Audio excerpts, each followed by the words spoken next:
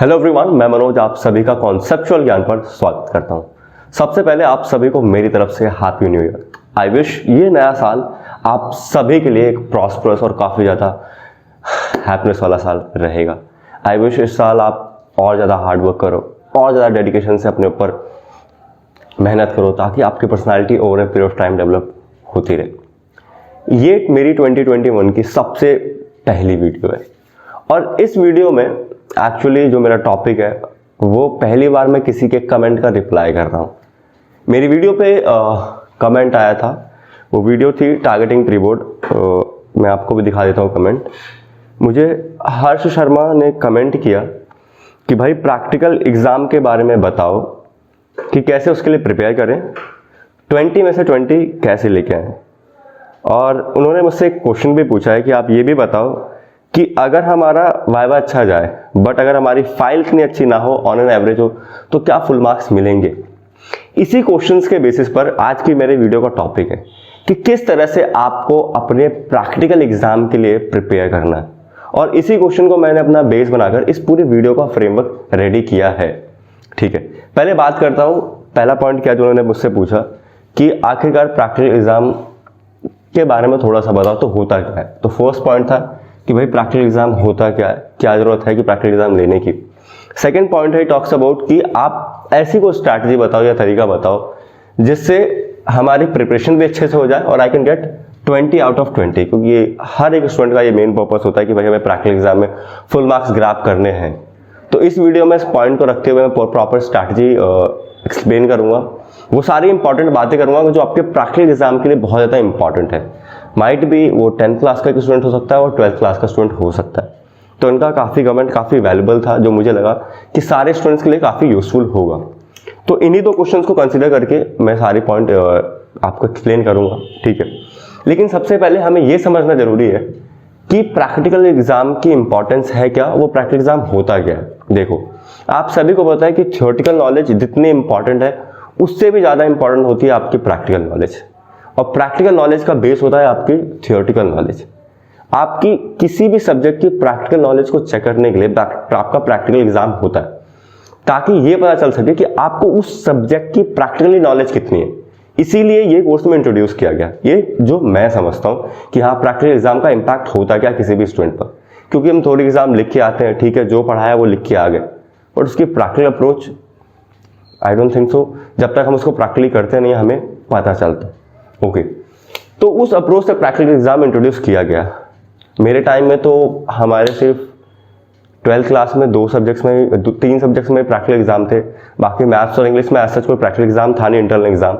But मेरे next semester मतलब next session onward 2019-20 I guess, उसके बाद से प्रैक्टिकल एग्जाम हर सब्जेक्ट्स में इंट्रोड्यूस कर दिया गया, किसी भी सब्जेक्ट को नहीं छोड़ा गया। ओके, उसके बाद बात करते हैं सबसे इंपॉर्टेंट की प्रैक्टिकल एग्जाम की इंपॉर्टेंस है क्या। देखो, अगर मैं आपको जनरली समझाऊं कि अगर मान लो आपके 5 सब्जेक्ट्स हैं और 5 सब्जेक्ट्स में भी अगर मान लो आपके 20 मार्क्स के इंटरनल्स हो रहे हैं तो वो कितना इक्वल होता है 100 marks, which is equal to at least 20% of your board examination. मतलब आप बोर्ड एग्जाम जो देने जाओगे सेंटर पे वो सिर्फ 80% के लिए देने जाओगे। अगर वही आप प्रैक्टिकल एग्जाम में 20% को ग्रैब कर लेते हो तो आपके लिए 90% या उससे ज़्यादा स्कोर करना और आसान हो जाता है। तो इसीलिए इसकी बहुत इंपॉर्टेंस होती है प्रैक्टिकल एग्जाम की, आपके एग्जाम पॉइंट ऑफ व्यू से भी। अगर आपको एग्रीगेटली मार्क मतलब अच्छा स्कोर करना है, मैं उस पॉइंट से भी आपको बता रहा हूँ। तो अगर आप यहाँ पर 20% स्कोर करते हो तो काफ़ी अच्छी चीज़ है आपके लिए। और एक स्टूडेंट है उसके माइंड में तो यही रहेगा कि हाँ पहले मुझे पढ़ना है, but at the same point of time मुझे ये भी देखना है किस तरह से कहाँ पॉइंट में मैं कितना स्कोर कर सकता हूँ। दूसरी बात आती है स्ट्रीम वाइज जो प्रैक्टिकल एग्जाम के जो नंबर है या फिर मार्क्स जो एलोकेटेड होता है वो डिफरेंट हो सकता है। साइंस में ऐसा है कि किसी सब्जेक्ट का 30 मार्क्स का प्रैक्टिकल होता है, कॉमर्स में सारे सब्जेक्ट्स के 20 मार्क्स के होते हैं। ओके, अगर आर्ट्स की बात करें तो उनमें भी जो प्रैक्टिकल की वेटेज होती है वो डिफरेंट होती है सब्जेक्ट वाइज। अगर मैं एडमिशन सब्जेक्ट की बात करूँ या फिर पेंटिंग, म्यूजिक, तो अप्रॉक्सीमेटली उनकी 66 मार्क्स का जो प्रैक्टिकल एग्जाम होता है। ओके, और उनका 40 मार्क्स का थ्योरी एग्जाम होता है। अब बात कर लेते हैं कि प्रैक्टिकल एग्जाम का मेन स्ट्रक्चर होता क्या है कि आखिरकार प्रैक्टिकल एग्जाम में इन्वॉल्व क्या क्या चीजें होती हैं, ठीक है, और उन चीजों को आपको किन किन तरीकों से उनको कंसिडर करना है, क्योंकि यही सब चीजें आपको हेल्प करेंगे आपके प्रैक्टिकल एग्जाम में स्कोर करने में, ठीक है। देखो, जो आपका प्रैक्टिकल एग्जाम है बेसिकली वो मिलके आपका वाइवा, आपकी एक प्रोजेक्ट फाइल, और ऐसा हो सकता है माइट भी आपका कोई टेस्ट भी लिया जा सके, ओके। बात करते हैं वाइवा की।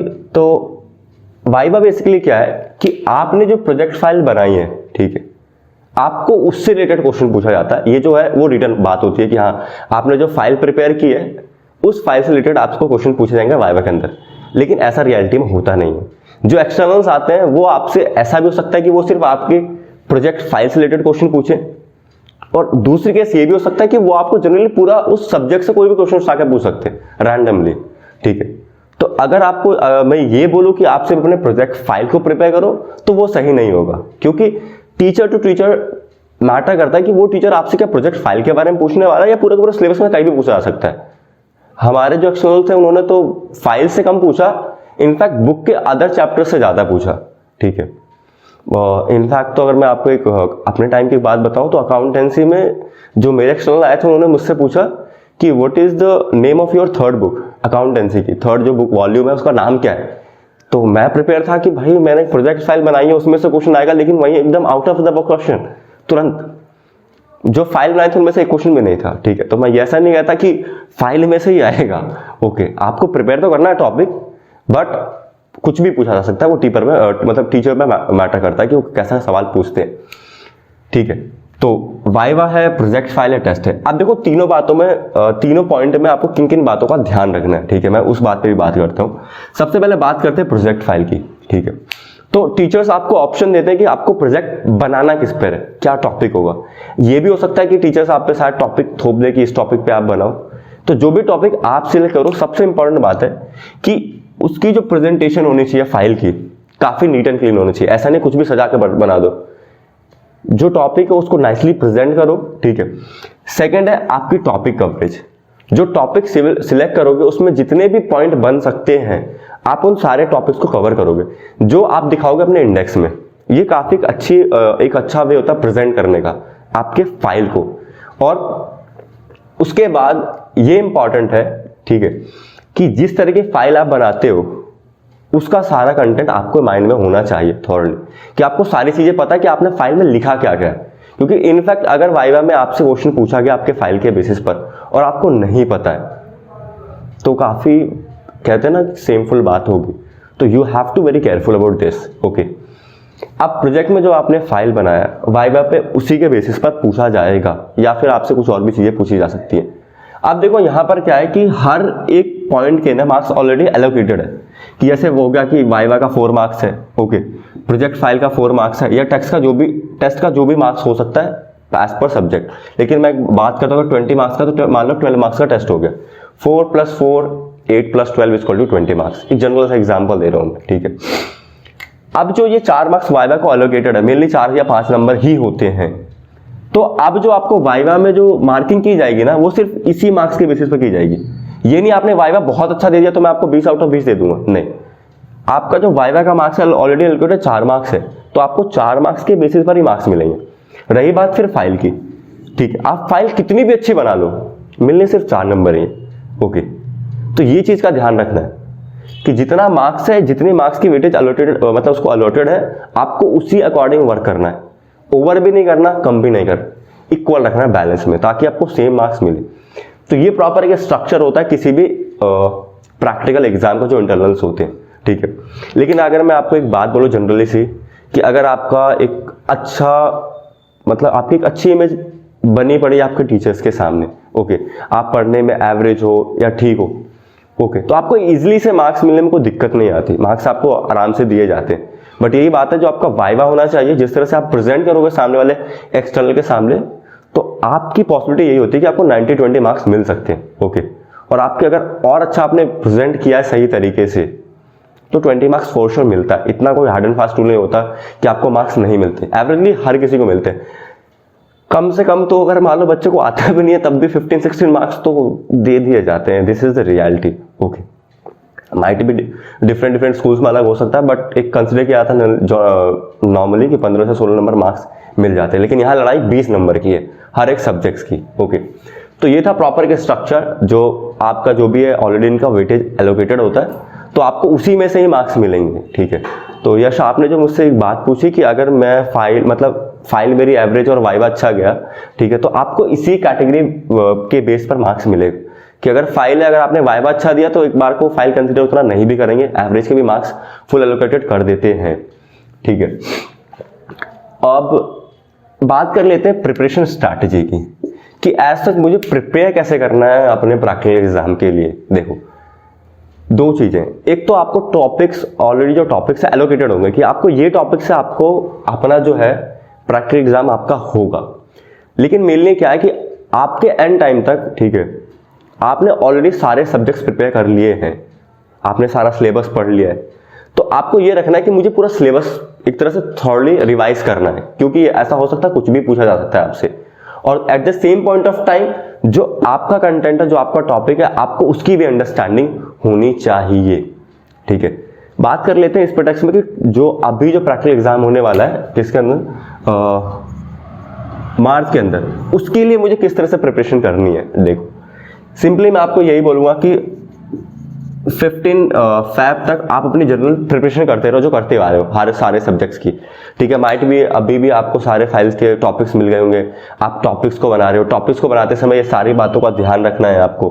ठीक है, और टॉपिक्स को अगर आप खुद से सारी चीज़ों को खुद से प्रिपेयर करोगे तो आपको आंसर्स देने में और ज़्यादा मजा आएगा, और आपके पास वैलिड पॉइंट भी होंगे क्योंकि वो आपकी मेहनत होगी।